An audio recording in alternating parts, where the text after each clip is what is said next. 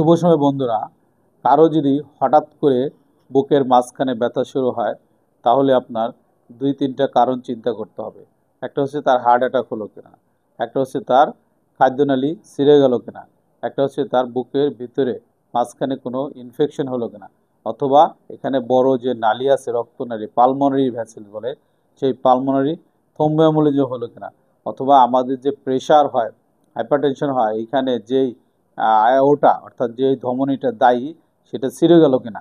তাহলে এই aortic dissection এই 4-5টা কারণে হঠাৎ করে বুক ব্যথা হলে চিন্তা করতে হবে। কিন্তু কমন হচ্ছে অ্যাকুট করোনারি সিনড্রোম অর্থাৎ হার্ট অ্যাটাক। যদি হার্ট অ্যাটাক হয় আপনি সাথে সাথে কি করবেন, সাথে সাথে অ্যাসপিরিন জাতীয় ওষুধ আছে 300 মিলিগ্রাম পানিতে গুলিয়ে খেয়ে ফেলবেন, এবং স্ট্যাটিন চর্বির ওষুধ আছে সেটা হাই ডোজ 20 to 40 মিলিগ্রাম খেয়ে ফেলবেন, এবং জিহ্বার নিচে নাইট্রোগ্লিসারিন একটি স্প্রে আছে সেই স্প্রে 2 চাপ দিবেন। দেওয়ার পরে আপনি সাথে সাথে আপনার নিকটস্থ হসপিটালে যাবেন, যাওয়ার পর ইসিজি করে দেখবেন কী অবস্থা এবং সেইভাবে পরবর্তী চিকিৎসা নেবেন। সো বন্ধুরা, ভালো থাকবেন।